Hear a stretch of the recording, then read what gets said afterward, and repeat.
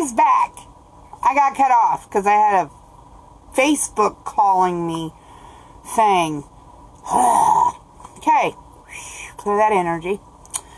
Woo-woo. Alright, so with discernment, this will help you discern on your path things you should do for yourself, and or like if you're trying to help another person, is it for their best and highest good, how much you can't, that kind of thing.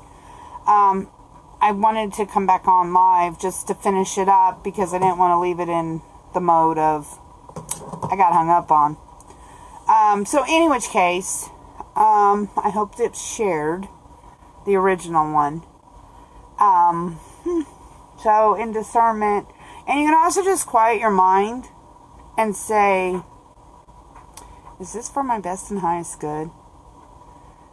And listen to your reaction, but don't listen to it in a logical way, because the logic, ego, mind will always try to take over in that way. So, yeah.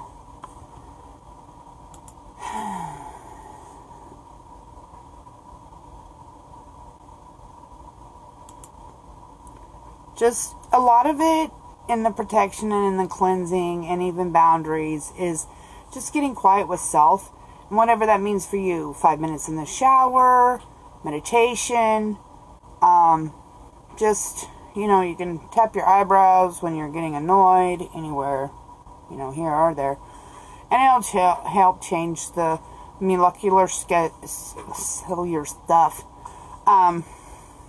to calm your mind to handle things. Yeah, discernment's big. And like I said at the beginning of this, I would be discussing discernment throughout. I'll be gone for a couple of days. I'm not going to be able to go live because the internet's like sketchy as hell where I'm going. Not that it's a problem. It's a problem to go live, but it gives you time to catch up on all the videos. And then really, I want you to test this discernment over the weekend, like the next 5-6 days.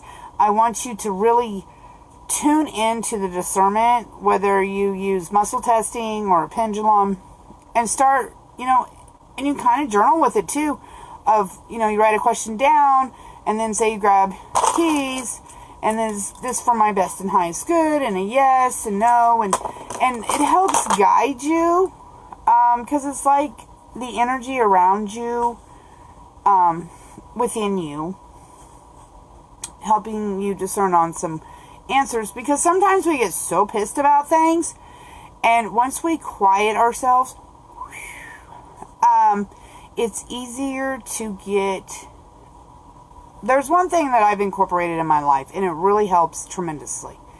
It was told to me by a friend 12 years ago, 13 years ago, and they gave themselves 24 hours to react to a major thing.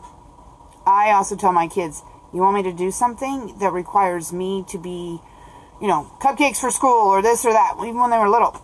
I need a minimum of 24 hours knowledge or it ain't happening. Because my schedule, I can't just blip it and say, oh yeah, here's your cupcakes. I could be booked all that day. I need 24 to 48 hours. If it's something for school that they needed, I needed 72 hours because that gives me time to get to the store, get whatever for projects, whatever. Don't last minute me. But now, give me 24 hours notice because they're all grown. On one side. And two side is when anything life altering comes towards you, usually your first reaction is going to be, Brah! Anger or sadness, whatever. Allow it to mellow for 24 hours and see if you still think the same way you did when you got the first initial hit. Like you put it on, not the back burner per se, but you let it marinate. You sit with the information to know which way to go with it. Because sometimes when we get information, say your kid comes home from school and And, okay, so they come home from school and they're like, Mom, so-and-so said this and did this and did this, and this is what happened at school today, and blah, blah, blah. And your first response is, oh, I'm going to call their mama and tell them that, blah, blah, blah, blah, blah. Give yourself 24 hours. Because when they come to you, they're supercharged, and more information is going to come out as the initial simmers. This becomes the investigative parent, versus the attack. So, with that being said, there comes discernment. So, give yourself 24 hours when something comes at you. I mean, I know there's some things that you can't give 24 hours. Like death. Whatever response you have initially is the response you're going to have. Probably going to be in shock and then tears and then, and process through them. But I'm just saying, like, people come to you with gossip or some BS or something like that. Give it 24 hours to simmer. There's more information coming. Just let it marinate a minute. That way you know kind of where it's at. So that's more of discernment, taking a breath in life, and being you, and work the discernment muscle a lot this weekend. Muscle test everything. Kind of get to know that feeling in you when it's right, when it's wrong. That way in time, you don't have to pull your fingers or stand and do a sway or grab some keys and ask a question or your pendulum. That kind of thing. So, that's all I got. I will talk to you guys later. Enjoy your day, weekend, and all the things. All right, see you next week. Bye!